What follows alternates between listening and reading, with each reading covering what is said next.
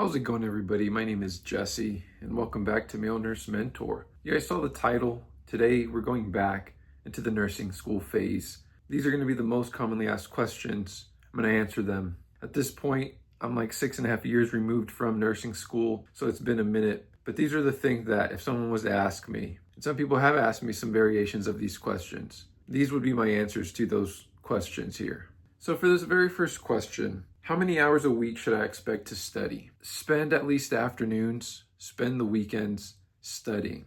So an example, you go through, a week of nursing school. When do you study? I give up my life on the weekends. The weekends, I'm going to spend the majority of that time studying. How much time does that actually quantify to? Well, it depends. I don't just sit down and study in a block. I study for like 30 minutes, take 5 minutes off, study for an hour, take 20 minutes off. And I study and then give my brain some rest, right? And then sometimes I get distracted. But if you need like a specific amount of time, right, to kind of clock in for the week, how much time should I spend studying? At least 8 hours on the weekends. Seems like a lot. At least 8 hours spaced out throughout a Saturday, spaced out throughout Sunday. Just kind of designate that time and sit in that seat, lay on your bed, have your materials available to you, and study, take breaks, study, take breaks. That's kind of my approach to it all. And then in the afternoons, sometimes my brain was fried, so I didn't really have the capacity to study during the week. So I would kind of just wait for the weekend and just really just go on a marathon, right? That was my approach.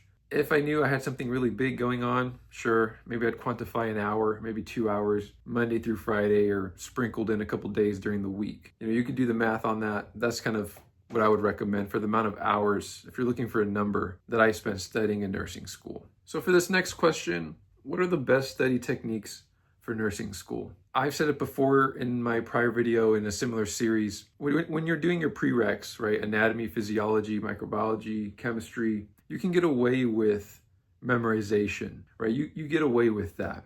It's also like prereqs and like beginner classes in this journey, right? Not to say that they're easy by any means. They're quite difficult, right? Anatomy, physiology. When you get into nursing school, you can maybe get away with a little bit of memorization, but now you have to kind of pivot. You have to grow from memorization into understanding. And that's the key here. And maybe a way to relate to this is when you were taking anatomy and then physiology, right?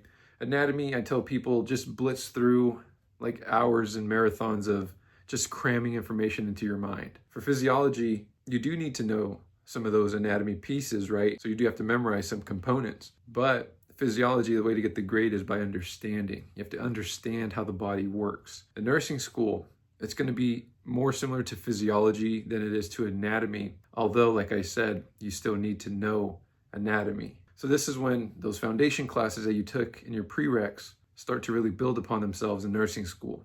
Study understanding that, right? That you can't really memorize yourself through nursing school. You do have to study in a way where you start to kind of paint pictures in your mind about how things actually work, right? Like if you have high blood pressure, why are you having high blood pressure, right? If you're bleeding and you try to stop a bleed, why is it stopping, right? To understand. In that, I will say the best study techniques I have for you are one, reading the book, and then also just going based off of lecture notes, right? Or PowerPoint slides. When I get lecture slides, when I jot down notes from class, that is like my study guide. That is like my cheat sheet for what is going to be tested on. What is key critical information to know, right? So still look at it that way. That is my best advice in terms of the techniques that I use to study. So this next question, friends, how can I manage time between clinicals, classes, and studying? I mean, to be completely honest, no one's going to do this very well. That's why nursing school is the way it is and it's spoken about. Nursing school is challenging. It is not fun. It's fun when you're done, right? And even then you still have to take the NCLEX, and maybe it's fun after. But then you're also going to be a new grad and, everything that comes with that journey as well, right? So it takes a long time for it to be fun. I'm 6 years into my career, finally in a position I'm happy to be in. I would say now it's fun. Like right now is when I'm having fun, right? That's why I have extra bandwidth to try to come on here on the internet and just really help you guys that are coming up. So it takes a while for it to be fun. How to manage your time between clinicals, classes, studying. You just really have to be structured, right?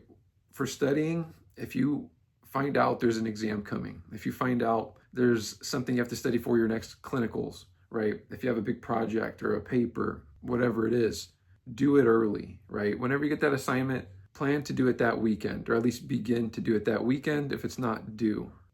Just hop on it early. My mindset when I was in nursing school is if I'm not early on something, if I'm not starting something early ahead of time, I'm actually behind because everything just starts to stack upon itself. So you can't really procrastinate in nursing school because you're going to hate your life, right? Because you do have classes, those are structured throughout the week. You eventually do have clinicals, those are also structured at certain times. Studying, that's a variable that's up to you, right? Your approach. Some people like their backs up against the wall. They wait for everything just to stack on their plate, and then they just have like a full day, night study session, right? That's an approach. It's not my approach. It's not the approach I recommend. I recommend whenever you find you have a due date, start to chip away at that, whatever that is, early, right? And if it's not due that weekend, perfect. That weekend is a great time to just begin to chip away at it, right? Whether it's study, maybe structure the paper, just put your eyes on it, right? And kind of map out, okay, if it's not this weekend, maybe next weekend, and so on. So for this next question, friends, how do clinicals work and what should I expect? Well, for clinicals, in broad sense, I would say it works by you oftentimes will be assigned a rotation, and it'll depend on how long the duration of that rotation is, right? In terms of like hours. Early on, it's probably 8 hours or so. Later on, you'll eventually kind of get the feeling for a 12-hour shift. You'll have a nursing instructor. The nursing instructor will kind of be your guide throughout clinicals, right? They'll be your go-to resource on your side of things, right? On the side of the school. You also have a nurse that you're often paired up with, right? Like a preceptor. And depending on the rotation, it could be one person the whole time. It could be different people every time you go into your clinicals. It'll just depend. But you'll have people around you that you can really go to, right? So you'll have your preceptor who will guide you and all the other students through these rotations. And sometimes you'll either check in before or check in midway, check in after, right? Your clinical rotations, or during lunchtime. And apart from that preceptor, you do have that nurse, like I mentioned, who is there, you're paired up with, and you kind of shadow early on. Eventually, as you learn more things in class, more information, become more comfortable, practice more skills, you then get the opportunity to practice those things out on the floor as well. So that's like a rough idea of what this is like. And you just kind of go through different rotations as time goes on, med surg, peds, OB, mental health, ER, different places in the hospital, ICU, maybe a cardiac floor, things like that. That's like the main gist of it. You're never alone. And I think obviously it depends on the programs themselves, how good and supported you may feel throughout this. But just in like a bird's eye view of what rotation clinicals are like, that's kind of what it's like. So, and now for this next question, how can I stand out as a nursing student in clinicals? So this is something I've mentioned before, I believe maybe in the pre-nursing phase that I did some time ago, but ask questions, be curious, don't act like you know everything. Those are the ways to get recognized, right?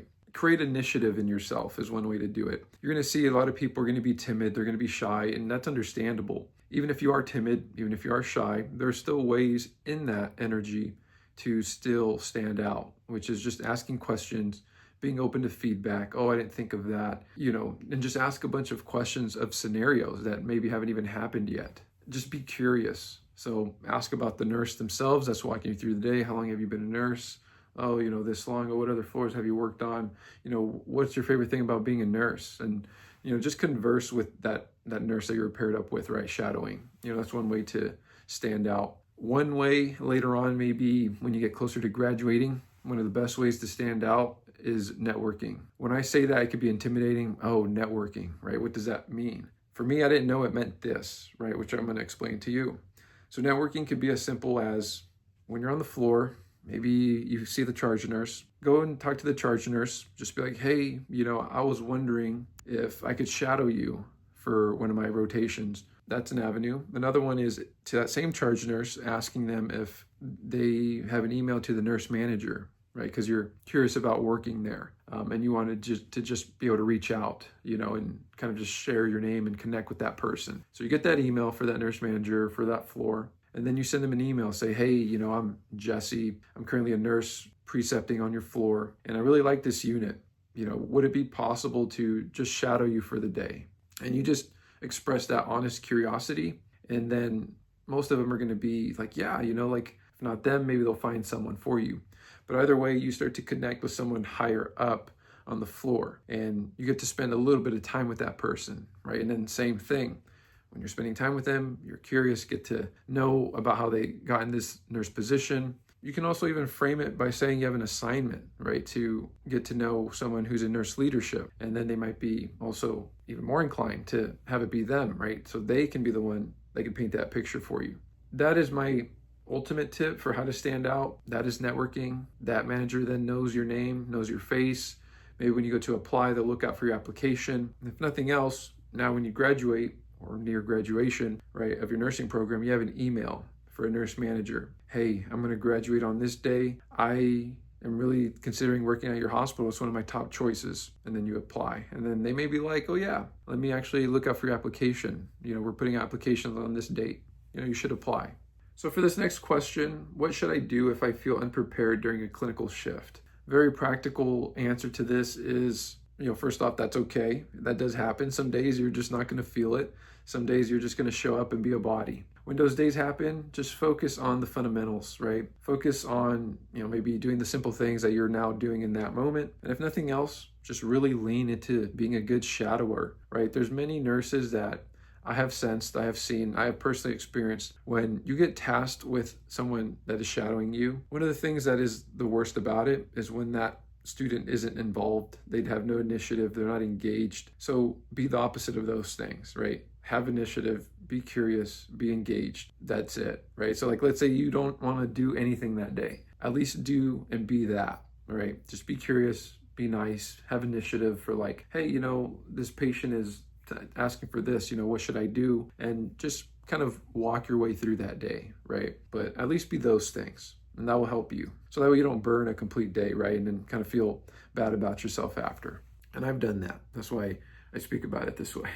What are the essential skills every nursing student should master? I'm just going to go with the basics, like the essential skills that you'll always need regardless of floor, scenario, moment of acuity, vital signs. Just, if nothing else, friends, essential skills, vital signs, and knowing what questions to ask. Vital signs, blood pressure, temperature, pulse. Another essential skill is just being comfortable with patients in general, right? Like being comfortable touching them while you're taking vital signs, and then comfortable kind of just asking them about their illness, right? Or their condition that they're in. Those are the essential skills I say that every single nursing student should master. Over time, you get a feel for the question, so don't give yourself a hard time if you're trying to ask and you don't really get the information you're looking for.